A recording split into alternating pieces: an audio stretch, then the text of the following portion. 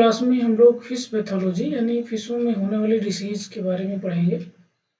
तो like other organism, fish are also prone to different types of disease and there is need of timely detection of these disease and appropriate treatment।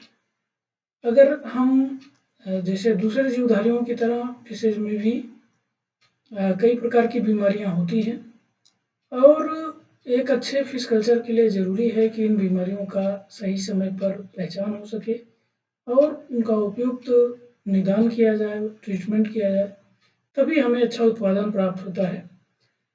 तो फिशों में जो disease हैं वो अलग अलग कारणों से उत्पन्न हो सकती हैं। जैसे कुछ बैक्टीरियल एजेंट हैं जो कि फिश में डिसीज़ उत्पन्न करते हैं, कुछ फंगल एजेंट हैं, कुछ प्रोटोजोवन एजेंट हैं, ये भी जो है फिशेज में डिसीज उत्पन्न करते हैं। इसके अलावा कुछ दूसरे पैरासाइट हैं जैसे कि निमेटोडा और प्लेटीहेल्मिन्थीज के सदस्य, ये भी जो है फिशेज में डिसीज उत्पन्न करती हैं।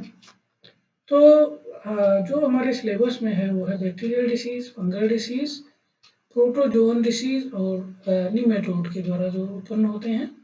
इसके अलावा कुछ बीमारियां जो है वो वाटर पोल्यूशन के कारण उत्पन्न होती हैं, जिसको हम लोगों ने effect of water pollution on fish culture इस हेडिंग के अंतर्गत पढ़ लिया है। तो यहाँ पर हम लोग फोकस करेंगे बैक्टीरियल डिसीज पर, फंगल डिसीज पर, प्रोटोजोन डिसीज पर और पैरासिटिक डिसीज पर।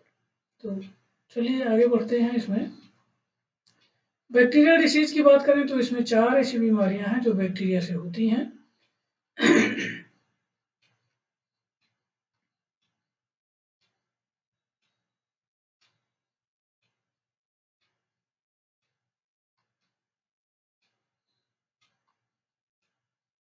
तो यहाँ पर देखिए बैक्टीरियल डिसीज ऑफ फिशेज में पहली जो बीमारी है उसको हम कहते हैं फिश ट्यूबरकुलोसिस। यानी ट्यूबरकुलोसिस में टीबी की बीमारी होती है जो कि जीवाणुओं से होती है। मनुष्य में भी ट्यूबरकुलोसिस होता है जिसको टीबी कहते हैं, ऐसे ही फिशेज में होता है। दूसरी बीमारी है कॉटन माउथ डिसीज। तीसरी को हम कॉलमनेरिस या फिन रॉट डिसीज कहते हैं। ये जो कॉलमनेरिस है इसको फिन रॉट डिसीज कहा जाता है। चौथी है ड्रॉपसी, यानी कि उनमें जो है अलग अलग भागों में सूजन उत्पन्न हो जाती है, इसको हम ड्रॉपसी कहते हैं। और पांचवी बीमारी जो है इसमें वो फोरनकुलोसिस है। तो इनको एक एक करके इनको डिटेल में देखेंगे और इनसे इनके ट्रीटमेंट और जो बचाव की स्थितियां हैं वो देखें। तो इसमें से जो पहली है वो है हमारी fish tuberculosis. Fish tuberculosis is caused by Mycobacterium tuberculosis and Mycobacterium piscium। दो वैरायटी के बैक्टीरिया हैं जिनके द्वारा ये बीमारी उत्पन्न होती है। और इसमें जो है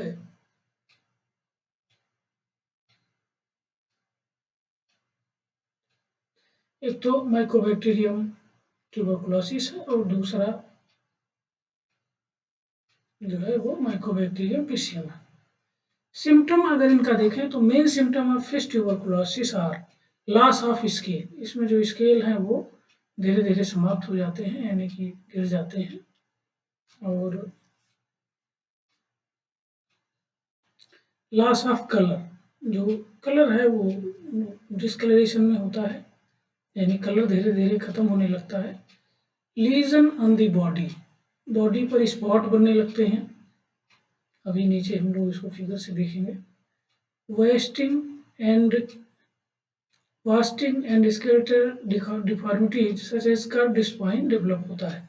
तो जो स्पाइन है उसमें भी गड़बड़ियाँ आती हैं, यानी कि जो जिनका वर्टिब्रल कॉलम है वो टेढ़ा होने लगता है।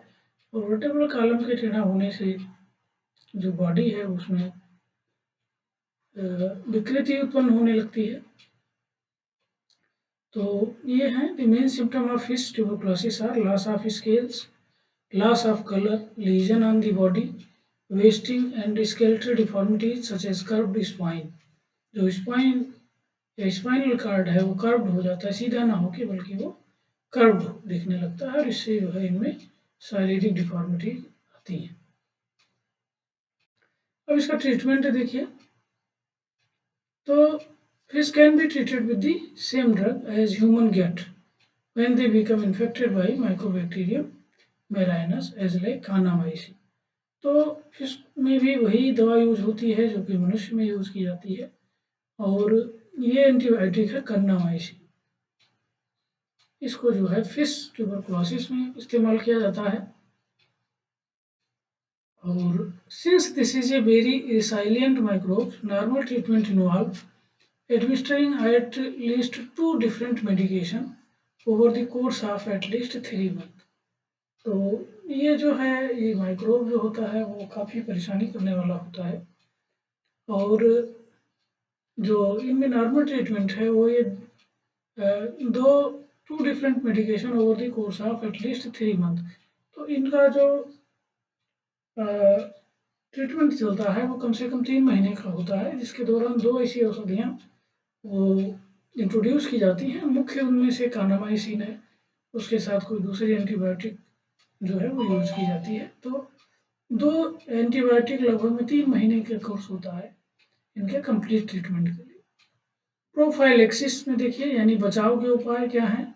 प्रोफाइलेक्सिस में बचाव का उपाय होता है तो keep your fish healthy, happy and well feed with will boost their immune system.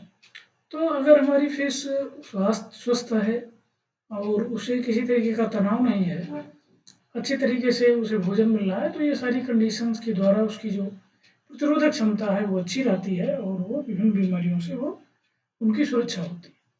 तो it is important to check this disease that our fish will be in healthy condition and all the natural requirement of the fish will be in favorable condition।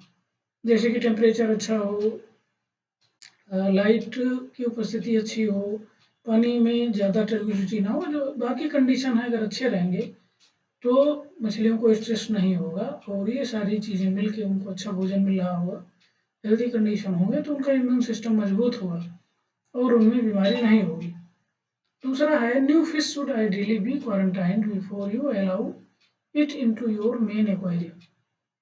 अब देखिए, fish culture में एक समस्या ये है कि अगर सारी मछलियाँ वो लगभग में एक ही हैबिटेट में रहती हैं और एक दूसरे पानी के द्वारा वो एक दूसरे के टच में रहती हैं, तो यहाँ पर इम्पोर्टेंट है कि जो हम नई मछली डालें उसको डालने से पहले क्वारंटीन करें, यानी कि उनमें किसी तरीके निश्चित करें कि उसमें किसी तरीके की बीमारी ना हो। अगर किसी एक भी बीमार मछली को तालाब में डालेंगे तो वहाँ से जो पैथोजन है उनकी दूसरी मछलियों में फैलने की संभावना होगी। तो दूसरा जो बचाव का तरीका है वो ये है कि new fish should ideally be quarantined before you allow it into your main aquarium. तो अपने मेन एक्वेरियम में डालने से पहले नई मछलियों को क्वारंटाइन करना चाहिए और उन्हें अप्रोप्रिएटली ट्रीट कर देना चाहिए ताकि उन्हें किसी तरीके का बीमारी उनमें ना हो। Plant, substrate, equipment etc. should be sterilized to kill potentially harmful bacteria before being introduced। और न केवल मछलियाँ बल्कि जो हम पौधे डाल रहे हैं या कोई सा पदार्थ डाल रहे हैं, कोई सा उपकरण यूज कर रहे हैं, तो इन सब को उपकरण से पहले स्टेरिलाइज कर लेना चाहिए ताकि इनके द्वारा भी बैक्टीरिया पानी में प्रवेश ना कर सकें, और जिससे जो है मतलब स्टेरिलाइज करके जो है इन बैक्टीरिया को हम पहले ही मार देते हैं जो कि हानिकारक हैं, और ताकि ये जो है पानी में जाने से पहले ही इनकी डेथ हो जाए, इसलिए इनका स्टेरिलाइजेशन करना जरूरी होता है। अब आगे देखिए, दूसरी जो बीमारी है वो है कॉटन माउथ डिसीज। ये भी बैक्टीरिया से होने वाली बीमारी है। इसका जो बैक्टीरिया है वो है कॉन्ड्रोकाकस कॉलमनेरिस। तो ये कॉन्ड्रोकाकस कॉलमनेरिस बैक्टीरिया है जिसके द्वारा कॉटन माउथ डिसीज होता है, और इसका जो सिम्टम है, it shows up first as a grey और white line around the lip and later as short tuft sprouting from the mouth like fungus. तो इसमें क्या होता है कि पहले जो है, जो लिप का एरिया है, ऊपरी होंठ और निचली होंठ, यहाँ पर सफ़ेद सफ़ेद लाइनें बननी शुरू हो जाती हैं और इसके बाद मुख से कुछ हेयर लाइक संरचनाएं वो बाहर झूलती हुई निकलने लगती हैं। जैसे कि फंगस के माइसीलियम होते हैं उस तरीके से संरचनाएं मुख से निकलती हैं। तो इसीलिए इनको कॉटन माउथ डिसीज कहा जाता है। और इसका ट्रीटमेंट जो है,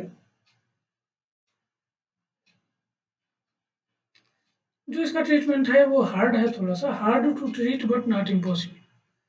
The treatment of cotton and mouth disease is difficult, but it is not impossible. Like any disease, best catch early. There are commercial products available to treat cotton mouth disease.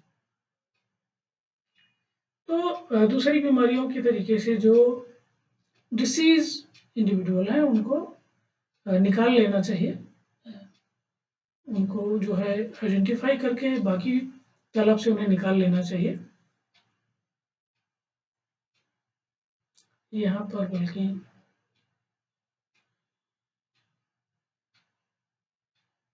जो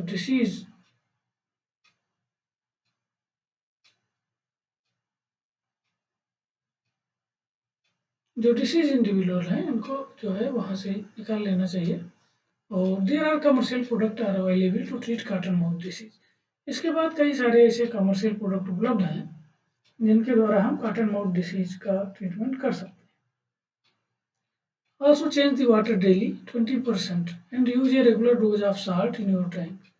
तो इसके बाद जो है जो पानी है उसको बराबर बदलते रहना चाहिए और जिस टैंक में इनको रख रहे हैं उनमें साल्ट का घोल अप्लाई करना चाहिए, regular dose of salt in your tank. तो इसमें जो है हार्ड टू ट्रीट, देखिए यहाँ ये बीमारी जो है वो ट्रीटमेंट में थोड़ा सा कठिन है, but like any disease best cause early.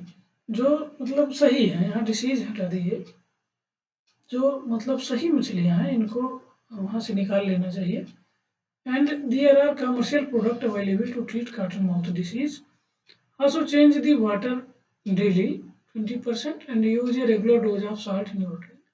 तो उसमें जो है 20% पानी रोज बदलना चाहिए जिस टैंक में हम अपनी मछलियों को रख रहे हैं, और उसमें नमक का प्रयोग करना चाहिए उस टैंक में जिनमें हम मछलियों को रख रहे हैं। बचाव के उपाय में होगा it can be controlled by regular water change and vacuuming of gravel.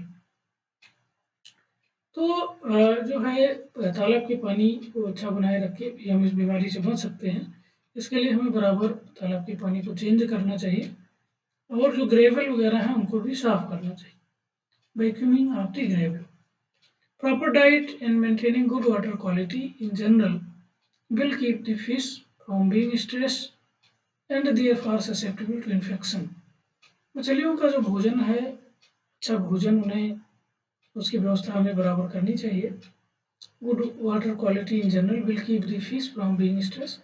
तो प्रॉपर डाइट होगा और अच्छा पानी की दशा होगी तो मछलियों को स्ट्रेस नहीं होगा और इससे उनका इम्यून सिस्टम अच्छा होगा, तो उनकी ससेप्टिबिलिटी इन्फेक्शन के प्रति कम हो जाएगी।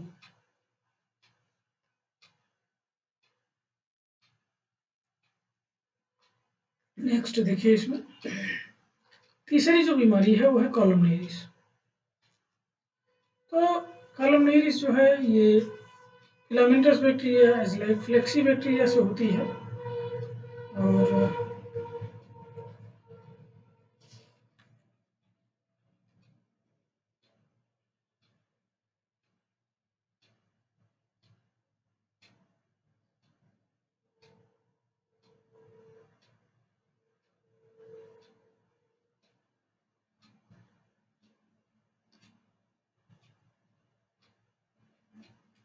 कॉटन माउथ डिसीज में इसके ट्रीटमेंट में एक एंटीबायोटिक है, इसका भी इस्तेमाल किया जा सकता है।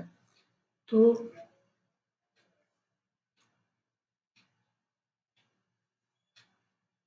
यहाँ पर जो है antibiotic like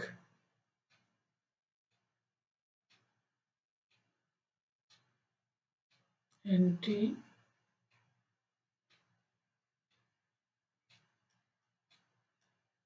biotic like chloramphenicol.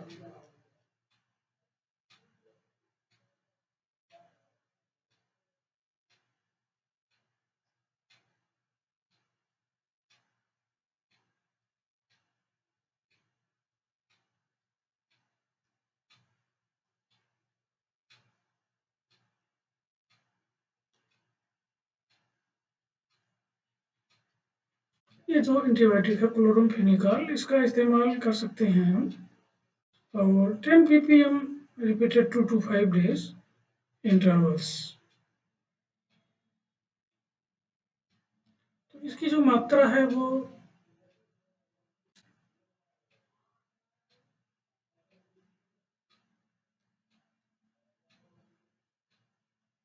और इसकी जो मात्रा है वो 10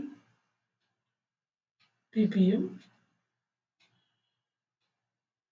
पानी के हिसाब से, यानी कि 10 पार्ट पर मिलियन में एक इसका पार्ट होना चाहिए, और इसे 2 to 5 डेज के इंटरवल पर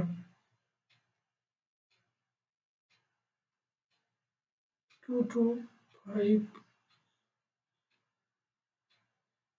डेज इंटरवल्स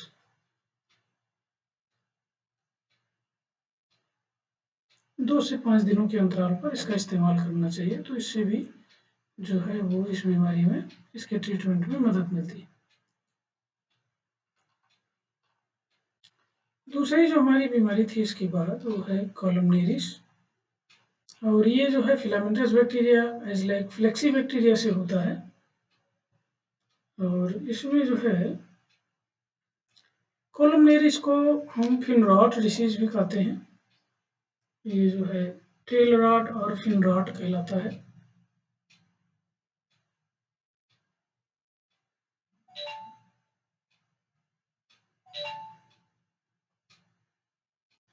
टेल रॉट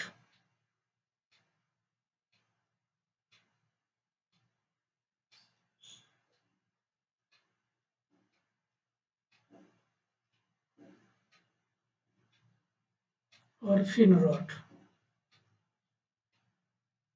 ये भी इसका नाम है।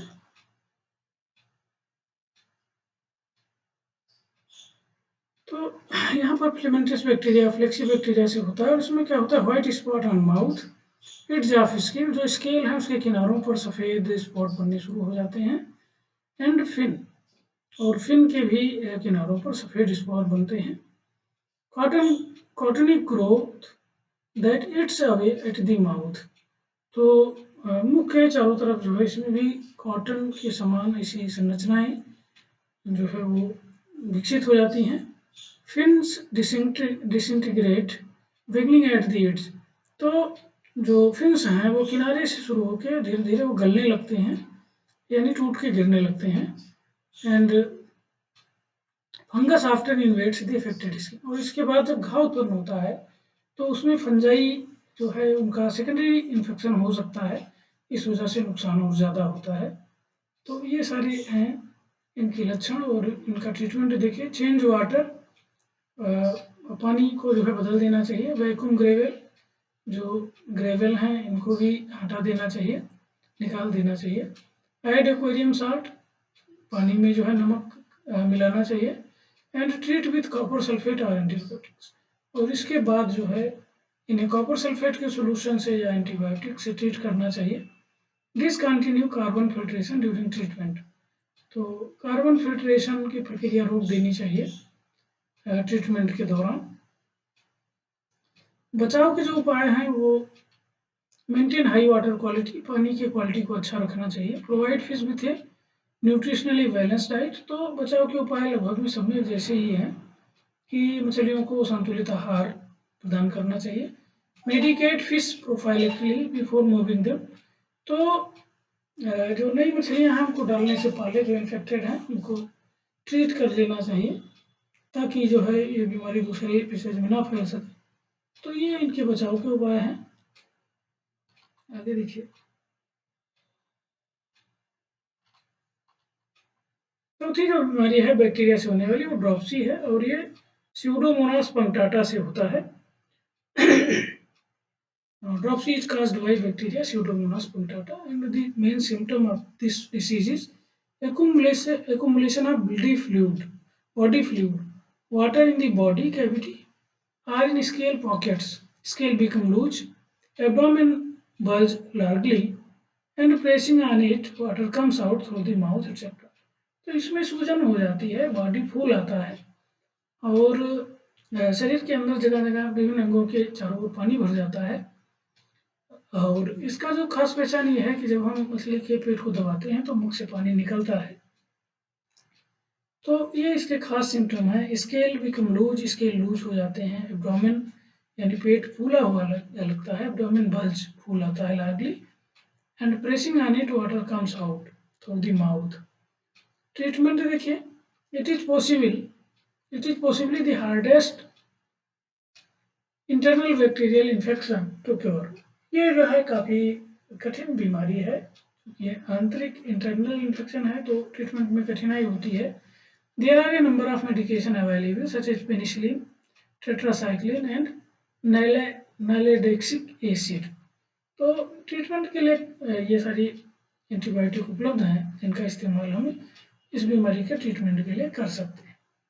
प्रोफाइलेक्सिस यानी बचाव के उपाय में देखिए, poor water condition are often the culprit. तो इस बीमारी के उत्पन्न होने के लिए जो खराब पानी की दशा है वो जिम्मेदार होती है। इसलिए कोशिश ये करें कि पानी साफ रहे, अच्छा रहे। गौरामीज, cyprinids, guppies, betta and gold fish are prone to this disease. Fresh water fishes की बात करें तो इसमें जो है वो गौरामी मछलियाँ हैं, साइप्रिनेट्स हैं और बार्ब हैं, गैनियो हैं। इन सब में गोल्ड फिश है, बीटा है, इन सब में इस बीमारी के लगने की संभावना ज़्यादा होती है। Gold fish are said to be somewhat more prone to dropsy than other fish. और दूसरी इन मछलियों की तुलना में जो गोल्ड फिश है वो इस बीमारी से ज़्यादा संवेदनशील है।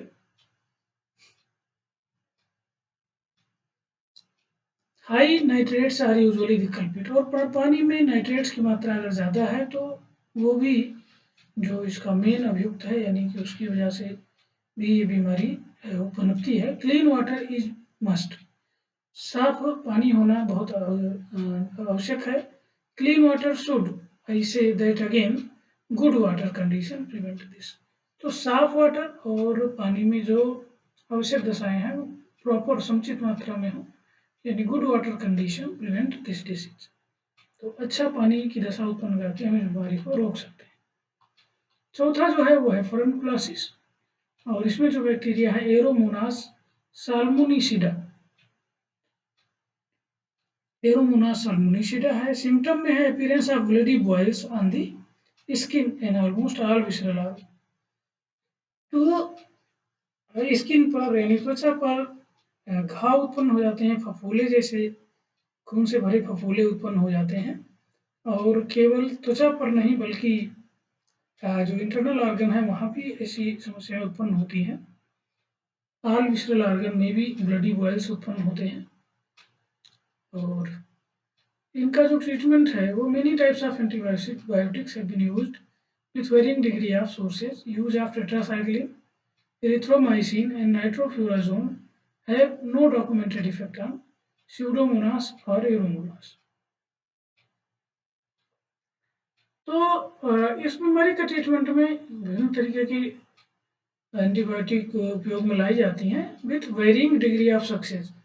और सबसे जो है वो जो हमें ट्रीटमेंट में मदद मिलती है उसकी मात्रा अलग अलग होती है, किसी में कम किसी में ज़्यादा मिलती है। जो आमतौर पर यूज की जाती हैं टेट्रासाइक्लिन, इरिथ्रोमाइसिन, नाइट्रोफ्यूरोजोन, लेकिन इन सब के हैव नो डॉक्यूमेंटेड इफेक्ट। तो इनके जो है बहुत मतलब ये जो कॉमन एंटीबायोटिक हैं टेट्रासाइक्लिन, इरिथ्रोमाइसिन और नाइट्रोफ्यूरोजोन, इनके बहुत अच्छे इफेक्ट नहीं हैं, बहुत देखने वाले प्रभाव नहीं होते हैं। तो अलग अलग एंटीबायोटिक उपयोग कर सकते हैं, कोई डेफिनेट एंटीबायोटिक नहीं है और सबसे अलग अलग रिजल्ट मिलते हैं। बचाव के उपाय जो हैं वो optimise your holding system, quarantine and treat all new arrivals, isolate affected individuals. तो सबसे पहले तो जो जिनमें ये बीमारी दिख रही है उनको पकड़ के तुरंत बाकी सदस्यों से अलग कर देना चाहिए। नई मछली अगर डाली जा रही हैं तो उन्हें क्वारंटाइन करना चाहिए और उन्हें प्रॉपरली डालने से पहले ट्रीट कर देना चाहिए ताकि उनके साथ कोई परजीवी, कोई पैथोजन वो साथ में ना जा सके। और जो पानी की दशा है या दूसरी ऐसी चीज़ें हैं उनको सुधारना चाहिए, उनका बराबर चेक करना चाहिए ताकि वो ऑप्टिमम स्थिति में उपस्थित हों और जो मछलियाँ हैं वो स्वस्थ और हेल्दी बनी रहें। तो ये देखिए यहाँ पर ये कॉटन माउथ डिसीज है। यहाँ पर मुख्य चारों तरफ जो है इस तरीके से कॉटन की जैसी हेयर लाइक संरचनाएं वो मुख से निकलने लगती हैं। तो ये खास पहचान होती है कॉटन माउथ डिसीज की। फिश ट्यूबरकुलोसिस में देखिए मछलियों की ये दशा हो जाती है। इससे हमें पता चलता है कि इसको ट्यूबरकुलोसिस हो गया। कोलमनेरिस में देखिए जो फिन रॉट है, इनमें जो फिन है वो धीरे धीरे इस तरीके से डैमेज होने लगते हैं। और फरनकुलोसिस में ये देखिए जो ब्लडी बॉयल्स हैं वो इस तरीके से डेवलप होते हैं और न केवल स्किन में डेवलप होते हैं बल्कि इंटरनल ऑर्गन में भी ये डेवलप हो जाते हैं। वायरल डिसीज जो है वो हमारे सिलेबस में नहीं है, इसलिए इनमें केवल हम ये देख लेंगे कौन सी बीमारी किससे होती है ऑब्जेक्टिव टाइप प्रश्नों में। उसमें जो है वो तो वायरल हीमोरेजिक सेप्टिसीमिया होता है, ये वायरल डिसीज है। और वायरल हीमोरेजिक सेप्टिसीमिया के अलावा इन्फेक्टस पेंक्रियाटिक नेक्रोसिस होता है, ये भी वायरल डिसीज है। ऑब्जेक्टिव टाइप प्रश्नों में ये आता है कि निम्न में से कौन सी वायरल डिसीज है, तो इनके नाम हमें याद रखने हैं। हीमोरेजिक सेप्टिसीमिया हो गया और इन्फेक्टस पेंक्रियाटिक नेक्रोसिस हो गया। तीसरी देखिए स्प्रिंग वायरीमिया ऑफ कार्प और चैनल कैटफिश वायरस डिसीज। तो ये सारी जो बीमारियां हैं वो। इसके बाद जो है फंगल डिसीज में देखिए फंगल डिसीज जो है वो हमें पढ़ना है। तो 3 ऐसी महत्वपूर्ण बीमारियां हैं जो फंगस के अटैक से होती हैं। पहला है सेप्रोलेगनियासिस, दूसरा डर्मेटोमाइकोसिस और तीसरा ब्रेंकियोमाइकोसिस। ये 3 ऐसी बीमारियां हैं। ब्रेंकियोमाइकोसिस जो है वो गिल को अफेक्ट करता है और डर्मेटोमाइकोसिस जो स्किन है इसको अफेक्ट करता है। सेप्रोलेगनिया दूसरी है। पहले हम लोग देखते हैं सेप्रोलेगनिया। सेप्रोलेगनियासिस जो है सेप्रोलेगनिया नामक कवक से होता है और इसका जो प्रसार है वो सेप्रोलेगनिया ग्रो इन ट्रास फिश, जो मछली हम लोग तालाब से निकाले हैं उसमें ये ग्रो करती हैं। इसके बाद जो फिश की फीड है उसमें ग्रो करती है। कल्चर जियर जो कल्चर के उपकरण हैं उन पर ये ग्रो करती है एंड बेंथिक ऑर्गेनिक मैटर, और जो नीचे पानी में ऑर्गेनिक मैटर पड़े होते हैं उसके ऊपर ये ग्रो कर जाती है। Masses of free spores are released from the body surface, feces and rotten carcass of infected fish to look for new host। और इसमें जो है जो मछली से इन्फेक्ट हो गई है उसके शरीर से जो स्पोर के समूह हैं, मासेज ऑफ स्पोर्स, वो निकलते हैं और निकल के या जो सड़ रहे पार्ट होते हैं जो मछली डेड हो गई है या उसका जो पार्ट डेड हो गया है वहाँ से भी ये ग्रो करके यहाँ से स्पोर निकलते हैं और ये दूसरी मछलियों को न्यू होस्ट में इन्फेक्शन फैलाते हैं। Some Saprolegnia can survive for several years in bathing sediment in the water। और सेप्रोलेगनिया की कुछ वैरायटी कुछ ऐसी हैं, कुछ इनके इंडिविजुअल ऐसे हैं जो कि कई सालों तक नीचे जो सेडिमेंट है तलछट है उसमें बने रहते हैं। एज ए रिजल्ट फिश में गेट इन्फेक्टेड कंटिन्यूसली, और इसकी वजह से जो मछलियां हैं वो लगातार इनसे संक्रमित होती रहती हैं। सिम्टम जो होता है वो Saprolegnia can grow into the fish body from surface wounds. तो सेप्रोलेगनिया जो है वो त्वचा पर जो घाव हैं उनके द्वारा वो अंदर प्रवेश कर जाता है। They can also InvIT the digestive tract when fish eat food containing them. और इसके अलावा वो जो आहारनाल है उसमें ये घुसपैठ करते हैं जब मछली किसी ऐसे इन्फेक्टेड फूड को खाती है।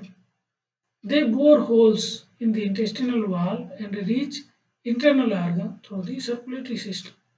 तो ये जो है हाथ की दीवारों में छिद्र बना देते हैं, होल क्रिएट करते हैं, और उसके बाद वहाँ से ये ब्लड सर्कुलेशन के द्वारा दूसरे अंगों में पहुँचते हैं, reproducing and spreading across the body, और अपना जो है वो रिप्रोडक्शन करते हैं और फिर पूरे बॉडी में फैल जाते हैं। Affected fish have greyish white woolly fungi on the body surface. तो जो इनसे संक्रमित मछली है उसके ऊपर सफ़ेद भूरे रंग के जो ऊन के जैसे फंगस वो बॉडी सरफेस पर नजर आते हैं। Some Saprolegnia can cause granuloma like lesion in internal organ. तो कुछ जो सेप्रोलिग्निया है वो कुछ ग्रेन्यूल के जैसे ऊपर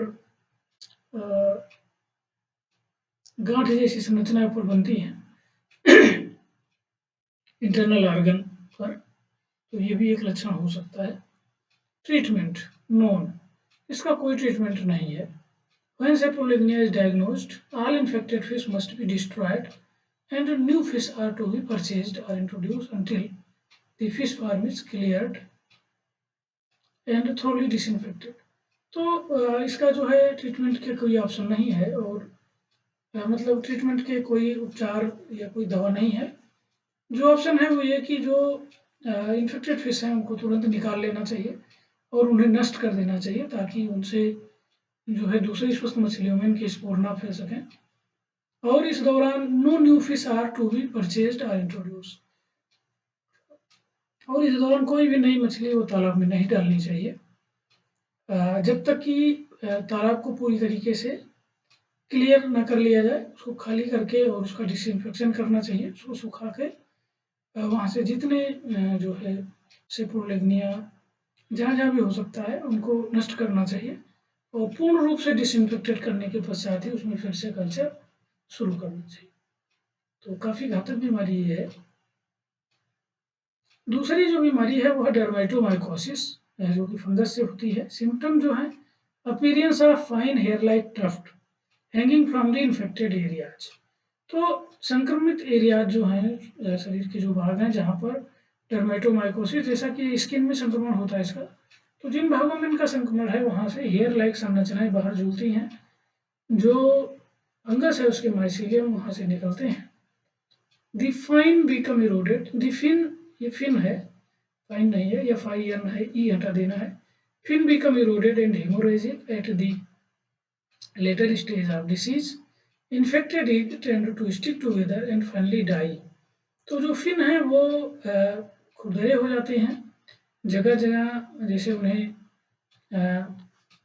छील दिया गया हो, इस तरीके से इरोडेड हो जाते हैं और हीमोरेजिक हो जाते हैं, यानी उनसे रक्तस्राव शुरू हो जाता है। Eight the later stage of disease infected egg, और बाद की अवस्था में जो इन मछलियों के एग होते हैं वो सारे के सारे एक दूसरे में चिपक जाते हैं और फाइनली डाई हो जाते हैं। तो ये जो है इनके सिम्टम हैं। ट्रीटमेंट में the use copper sulphate solution CuSO4.5H2O, potassium permanganate KMnO3 at the dose of 1 kg per 10 liter of water for 30 minutes. Treatment is repeated every 12 hours or 10 days. Basic violet K, it is only effective in early stage of disease. तो treatment में जो है वो copper sulphate solution का इस्तेमाल किया जाता है, पोटेशियम परमैंगनेट सोल्यूशन का इस्तेमाल किया जाता है, और इनकी जो मात्रा है वो 1 किलोग्राम पर 10 लीटर ऑफ वाटर में इस्तेमाल करना है और 30 मिनट तक ट्रीट करनी है हमें। यानी कि जो इन्फेक्टेड फिशेज हैं उनको निकाल लें और 10 लीटर में 1 किलोग्राम के हिसाब से KMnO4 का घोल है या कॉपर सल्फेट का घोल है वो बना लें। उनमें 30 मिनट तक हम मछलियों को रखते हैं, या यूँ कह लीजिए कि सभी मछलियों को निकाल के हम ट्रीट कर सकते हैं। और ट्रीट करने के ये ट्रीटमेंट जो है वो 12 घंटे से treatment is repeated every 12 hours, हर 12 घंटे पर इसे रिपीट करना चाहिए, यानी 24 घंटे में 2 बार ट्रीटमेंट करने हैं और 10 दिनों तक जो है इस तरीके का ट्रीटमेंट करना है ताकि जो है इन्फेक्शन हमारा खत्म हो सके। तो खास तौर पर जो इन्फेक्टेड फिशेज हैं उन पर ज़्यादा फोकस करना है। इसके बाद बचाव के उपाय प्रोफाइलेक्सिस में देखिए, do not take food from pond where outbreak of the disease and fish death have occurred.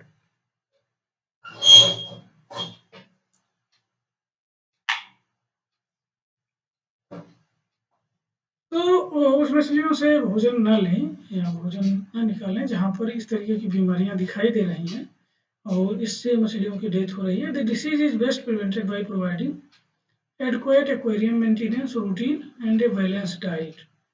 तो डिसीज को प्रिवेंट करने के लिए जो एक्वेरियम मेंटेनेंस रूटीन है, यानी समय समय पर चेक करना, पानी को बदलना और बीच बीच में जो नमक के घोल हैं या ऐसी चीज़ें हैं उनका इस्तेमाल करना। तो एडक्वेट एक्वेरियम मेंटेनेंस रूटीन का पालन करना चाहिए। मछलियों को संतुलित आहार प्रदान करना चाहिए। Environmental management is essential.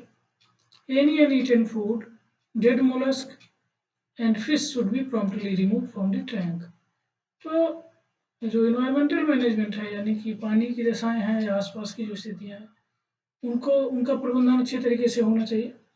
जो भोजन हम डाल रहे हैं उनमें से जो मछलियाँ नहीं खा रही हैं वो बचा रह जाता है उनको, और जो तालाब में मोलस्क मर रहे हैं या मछलियाँ मर रही हैं उनको तुरंत वहाँ से निकाल लेना चाहिए ताकि वहाँ से बीमारी दूसरे इसी फिशेज में ना फैल सके।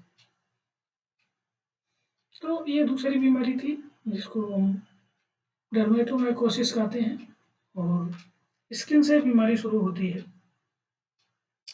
तीसरा जो है वो ब्रेंकियोमाइकोसिस है, जो कि गिल में इसकी समस्या उत्पन्न होती है। और ये जो है ब्रेंकियोमाइसिस डेमिग्रेंस एंड ब्रेंकियोमाइसिस सैंग्यूनिस उत्पन्न होता है। फाइकोमाइसिटीज वर्ग का ये सदस्य हैं। अर्कियोमाइसिटीज का दूसरा है। तो ये सदस्य हैं ब्रेंकियोमाइकोसिस, ब्रेंकियोमाइसिस डेमिग्रेंस एंड ब्रेंकियोमाइसिस सैंग्यूनिसिस। सिम्टम जो होता है, this disease is seen in the blood vessels of the Gill tissue. जो गिल के ऊतक हैं उनमें जो रुधिर वाहिनियाँ आ रही हैं उनमें ये बीमारी दिखती है। And it obstruct the circulation of blood through the Gill. तो जब गिल के रुधिर वाहिनियों में इनका संक्रमण हो जाता है और वहाँ पर इनके माइसिलियम ग्रो करते हैं तो वो अवरुद्ध हो जाती हैं, बंद हो जाती हैं, जिससे जो ब्लड का प्रवाह है वो रुक जाता है। And which makes the gill loss their bright red colour. और इसकी वजह से गिल में जो ऑक्सीजनेशन की प्रक्रिया होनी थी वो बाधित होती है, जिससे जो उनका ब्राइट रेड कलर यानी कि चमकीला लाल रंग होता है वो खत्म होने लगता है। ट्रीटमेंट में disease fish can be treated with malachite green. जो रोग युक्त मछली है उसको हम मैलाकाइट ग्रीन से ट्रीट करते हैं और इसकी मात्रा 0.1 मिलीग्राम प्रति लीटर जो है अप्लाई की जाती है for extended period of time for 0.3 milligram पर लीटर फॉर 12 आवर्स। तो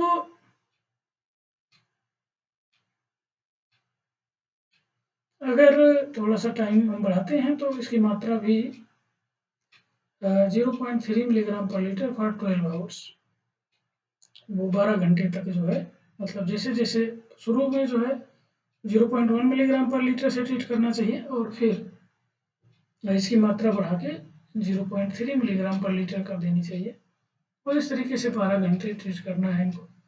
Found with injutic bronchiomycosis should be dried and treated with calcium oxide और 2 to 3 kilogram copper sulphate per hectare.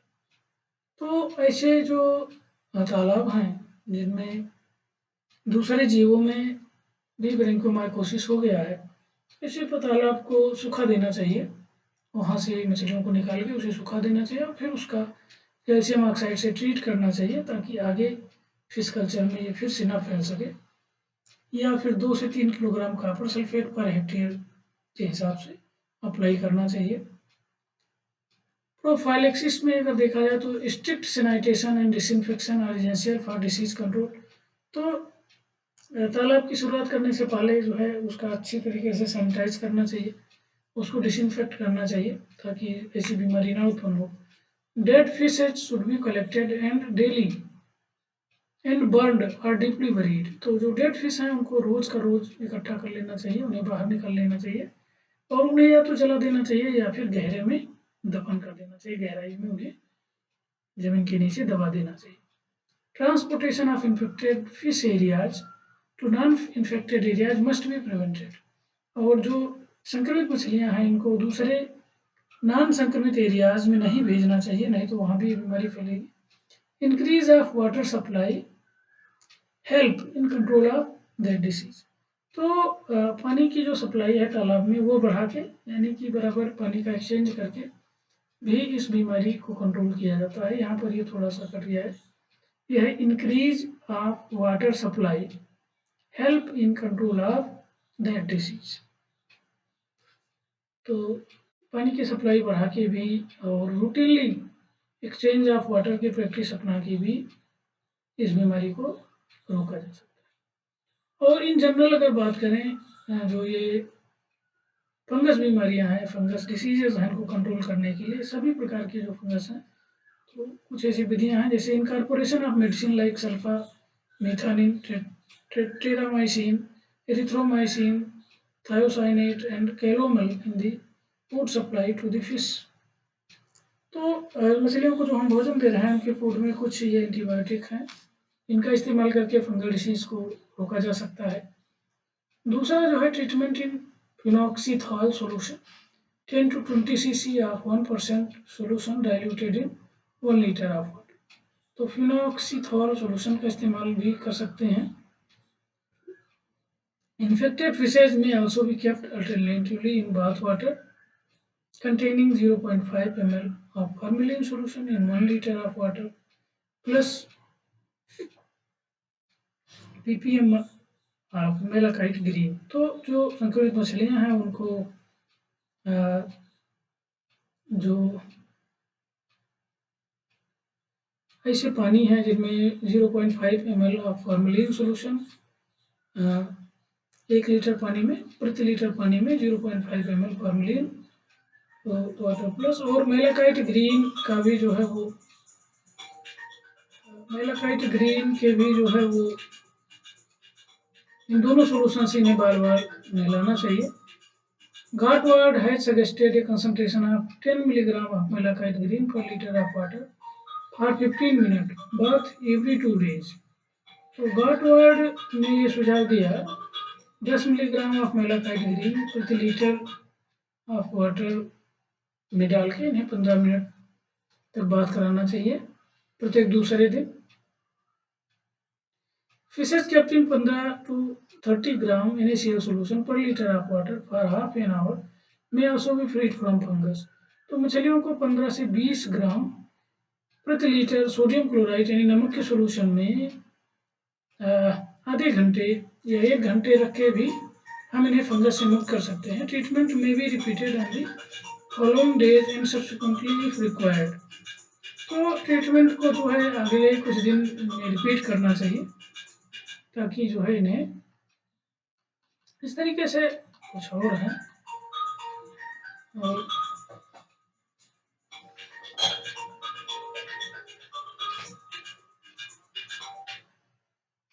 Hello.